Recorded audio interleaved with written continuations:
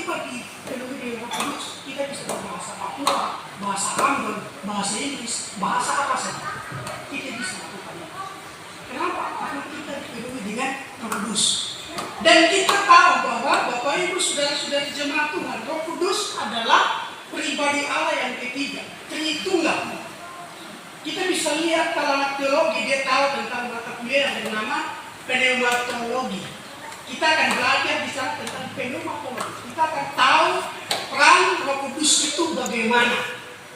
Tuhan punya maksud yang luar biasa buat Bapak Ibu jemaat Tuhan, adik-adik muda, wajah gereja yang hadir pada pagi hari ini. Kita jangan hanya membacakan, kita jangan hanya oh iya saat ini bahagia Roh Kudus telah masuk dalam hidupku, tapi menyimak itu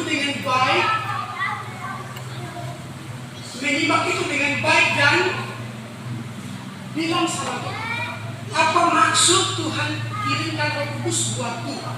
Apa maksud? Tuhan akan menyampaikan isi hati. Tuhan akan menyampaikan melalui peran-peran Roh Kudus. Kita tahu bahwa Roh Kudus sangat penting dalam kehidupan kita, apalagi kita adalah orang yang percaya, orang Kristen. Kenapa tujuan Tuhan Yesus mengirimkan Roh Kudus kepada rasul-rasul saat itu? Tujuannya adalah supaya rasul-rasul diperlengkapi untuk memberitakan kabar baik.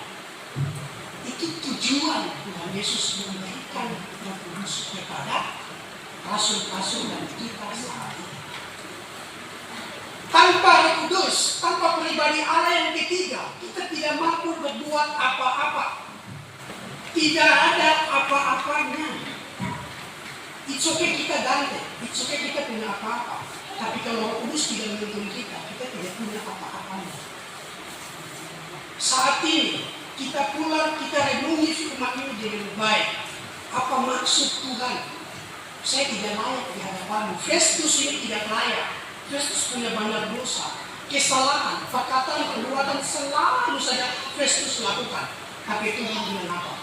Festus tidak melihat masa lalu, saya tidak melihat kesalahan. Engkau istimewa di hadapan Tuhan. Amin. Amin. Bapak Ibu, saudara-saudari jemaat Tuhan yang saya kasih. Kita tahu Roh Kudus itu penting. Kita tahu Roh Kudus itu bekerja siang dan malam. Kita tahu Roh Kudus itu menghibur kita. Saat kita sedih, saat kita kehilangan adik kita, saat kita kehilangan anak kita pasti cari Tuhan. Apapun Tuhan